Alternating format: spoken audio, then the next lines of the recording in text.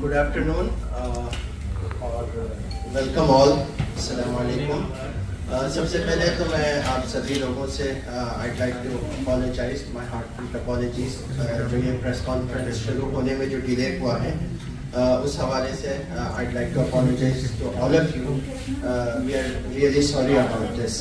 तो आज का ये जो प्रेस कॉन्फ्रेंस बुलाया गया है basically centre for educational research and training CERT new Delhi के कुछ रिसर्च ब्रीफ जो पीरियोडिकली करते हैं इस हवाले से कुछ रिलीजेस रेडी हुए हैं, तो उस हवाले से आज प्रेस कॉन्फ्रेंस कॉल किया गया है। Centre for educational research and training specially जो है फोकस करता है ये इदारा हमारे जो है एजुकेशन इश्यूज, एजुकेशन पॉलिसीज और मोर इम्पोर्टेंटली सम की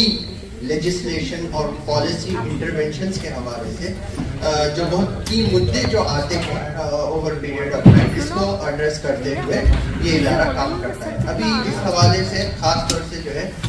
students Islamic Organisation of India SIO के साथ CERT का कोलैबोरेशन हुआ। ये दो की एरियाज के ऊपर खास तौर से जो है जो पॉपुलेशन कंट्रोल को लेके है और उसके साथ साथ जो है एंटी कन्वर्जन लॉज लेजिस्लेशंस मुल्क के कई सारे राज्यों में, कई सारे स्टेट्स के अंदर ये लॉज पास हुए हैं in recent months and years. और इसके अलावा एक पूरा मुद्दा, एक पूरा डिबेट का मौजू बना हुआ है, टॉपिक बना हुआ है कि कन्वर्सेशन को लेके बहुत सारे जो है क्रिश्चियन मिशनरी इंस्टीट्यूशंस के ऊपर जो है गवर्नमेंट की नज़र रही है, मुस्लिम मिशनरीज के ऊपर। तो अब ये सब को लेके पूरा एक जो है एक पिक्चर पेंट किया जा रहा है। तो अभी ये इसकी हकीकत क्या है, इसके अंदर कितनी सच्चाई है, कितना एक्चुअली जो है कॉन्वर्सेशन को लेके इंडिया के अंदर काम हो रहा है, कितने लोग एक्चुअली बाय मॉडिफाइड इंटेंशंस और माल प्रैक्टिस लोगों को बहका के जो है किया जा रहा है। तो ये भी एक अहम चीज है इसकी कितनी हकीकत है, बिकॉज इसके बेसिस पे डिफरेंट कम्युनिटीज के दरमियान जो है नफरत का माहौल बनाया जा रहा है। तो इसको एड्रेस करते हुए करना बहुत जरूरी है। तो इस हवाले से ये भी एक अहम एरिया दिख रहा था। तो इस हवाले से CERT ने इसके ऊपर जो है ये रिसर्च का काम किया। सेकेंड एरिया इस हवाले से जो है बहुत closely tied to this larger narrative, larger picture that is being painted is the issue of population growth. कि इंडिया के अंदर सर्टेन कम्युनिटीज के अंदर जो है पॉपुलेशन ग्रोथ बहुत ज़्यादा बढ़ रहा है,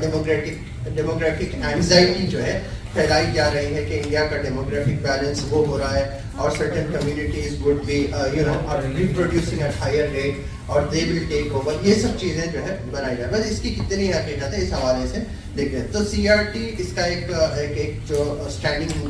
इनिशिएटिव है पार्लियामेंट वॉच लेजिस्लेशन और पॉलिसी इंटरवेंशन के लिए ये काम करता है। तो इसके तहत ये लोग काम हुए और इस हवाले से जो है SIO ऑफ इंडिया का इसके साथ कोलैबोरेशन रहा है। तो अब मैं इनवाइट करता हूँ जनाब फवाद शाहीन साहब, डायरेक्टर CERT, कि वो ये जो दो ब्रीफ्स रेडी हुए हैं रिसर्च बुकलेट्स, इसके बारे में जो है मोर इन डेप्थ जो है ब्रीफिंग आप लोगों के सामने रखें। शुक्रिया, thank you all for being here. And आज का हमारा जो ये डिस्कशन है this is particularly in the context of, जैसा कि हमें बात कर रहे थे, a number of legislations which have been proposed recently, जिसमें कि बहुत ज्यादा डेमोग्राफी को लेकर के, पॉपुलेशन को लेकर के एक एंजाइटी उनको दिखती है और मुल्क की पॉलिटिक्स में इन बिल्स के थ्रू या इन डिस्कशंस के थ्रू नंबर की, खास करके एक मेजॉरिटेरियन एंजाइटी को इंट्रोड्यूस करने की कंसिस्टेंटली कोशिश की जा रही है। और जो दो कानून है जिनकी एक लंबी जर्नी है, एक पर्सपेक्टिव है एंटी कन्वर्जन लॉज का और एक पर्सपेक्टिव है पॉपुलेशन कंट्रोल बिल्स का। ये दो इस तरह के कानून हैं जिनको लेकर के एक तवील बहस मुल्क में चलाई जा रही है और मोस्टली ये बहस फैक्ट से और रियलिटी से बहुत डिस्कनेक्टेड है और कुछ रेटोरिक्स के ऊपर बेस करके चल रही है। तो सबसे पहले तो जो एंटी कन्वर्जन लॉज का मसला है, जैसा कि हम सब जानते हैं कि हिंदुस्तान के अलग अलग स्टेट्स में एंटी कन्वर्जन लॉज आज से नहीं एक लंबे जमाने से एग्जिस्ट करते हैं और इन एंटी कन्वर्जन लॉज के साथ साथ इंडिया में एक फ्रीडम ऑफ रिलीजन भी एग्जिस्ट करता है और हमेशा कोर्ट्स के थ्रू और हमारे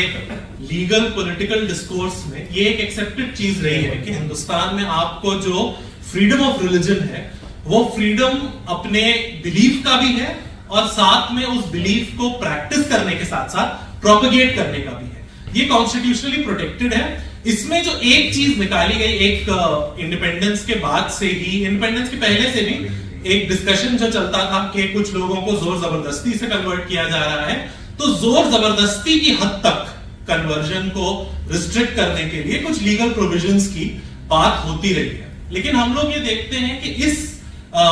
जो बेसिक आइडिया है फ्रीडम ऑफ रिलीजन को प्रोटेक्ट करने के लिए ही जबरदस्ती से हुए कन्वर्जन को रोकने का एक बहुत पुराना एक डिस्कोर्स है, उसको आज पूरी तरह से वेपनाइज करके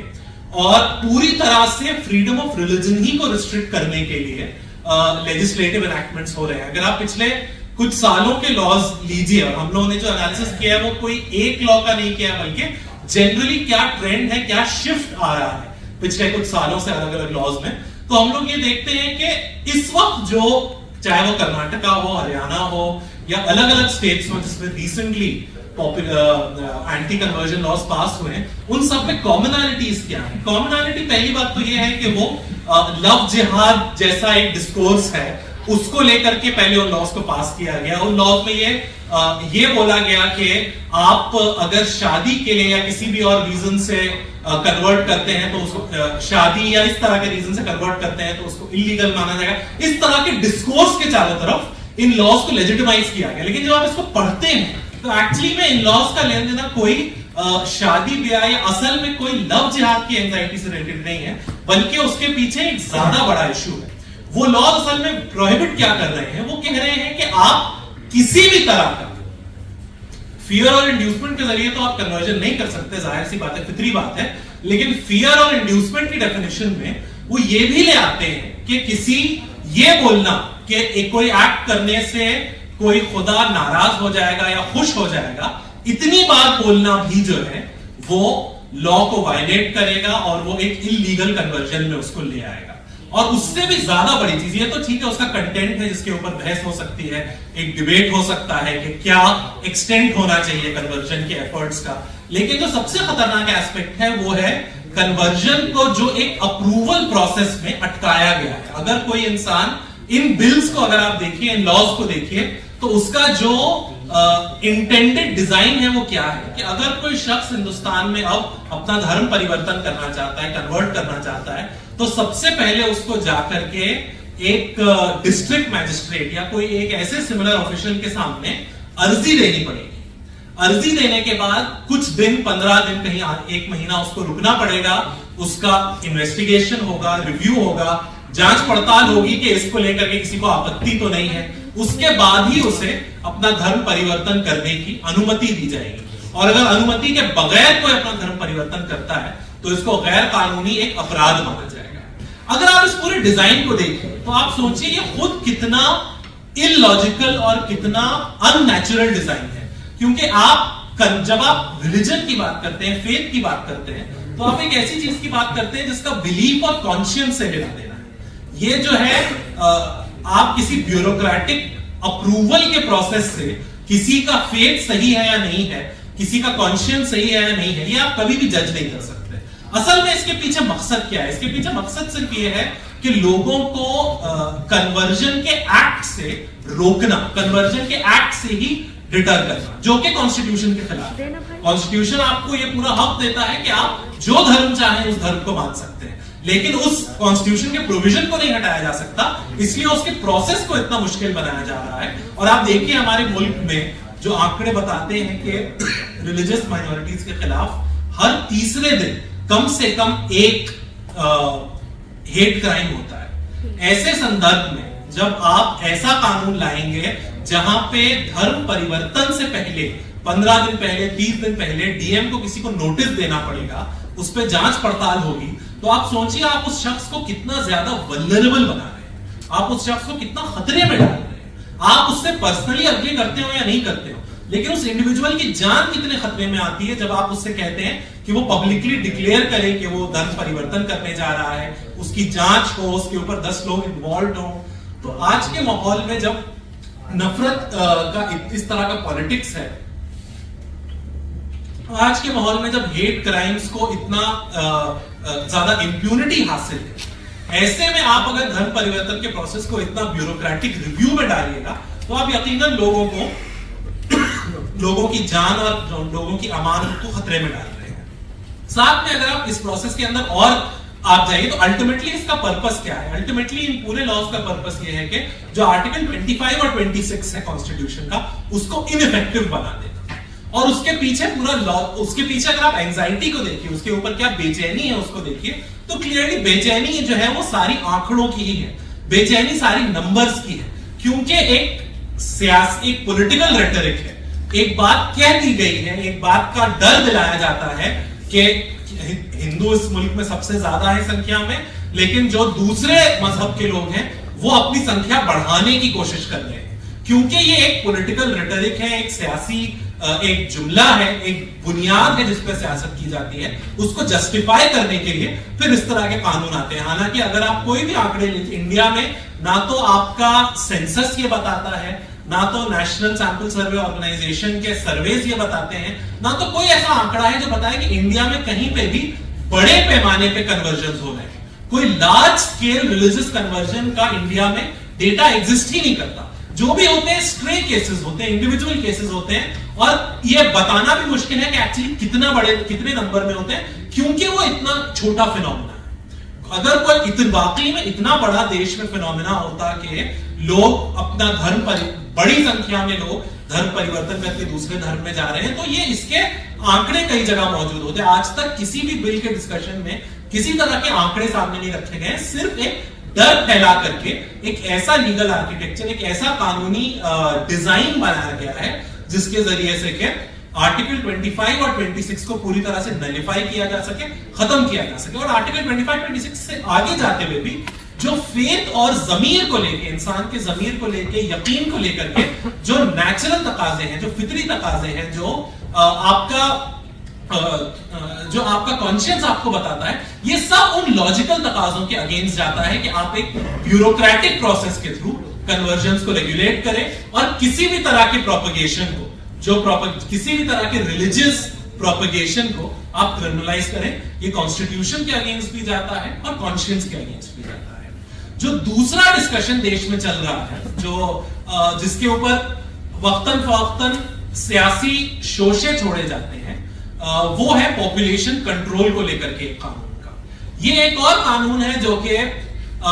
जिसके पीछे वजूहात दूसरी बताई जाती हैं, ह्यूमन रिसोर्स का मैनेजमेंट, वजूहात बताई जाती हैं, हमारे नेचुरल रिसोर्सेज कम हैं, लिमिटेड हैं, उनको रेगुलेट करने के लिए, उनको सही से उनका यूटिलाइजेशन करने के लिए, पॉपुलेशन को स्ट्रीमलाइन करने की, कंट्रोल करने की जरूरत है। इस तरह की बातें बताई जाती हैं, लेकिन ये एक और ऐसा सियासी शोशा है, सियासी जुमला है, जिसके पीछे असल में जो बेचैनी है वो आंकड़ों की बेचैनी है। और ये जो मेजॉरिटी को डराने की जो सियासत इस वक्त मुल्क में की जा रही है, मेजॉरिटी को यह डर देना कि वो मेजॉरिटी रहेगी या नहीं, वो वाकई में उसका ही बल रहेगा या नहीं, इस आइडेंटिटी को सिर्फ नंबर पे रिड्यूस करने की जो सियासत मुल्क में चल रही है, ये भी उसी का एक एक्सप्रेशन है। आप देखिए हमारे मुल्क में पॉपुलेशन कंट्रोल की पॉलिसी आज से नहीं काफी सालों से है, और अगर आप अगेन आंकड़ों को देखिए तो ये बताते हैं कि पॉपुलेशन कंट्रोल की पॉलिसी लार्जली सक्सेसफुल रही है इंडिया में। ओवर टाइम जैसे जैसे हेल्थ और एजुकेशन को लेकर के इंफ्रास्ट्रक्चर फैला है, अवेयरनेस फैली है, इंफॉर्मेशन फैली है, वैसे वैसे जो पॉपुलेशन का रिप्लेसमेंट का रेशियो होता है, जो ये बताता है कि ऑन एन एवरेज एक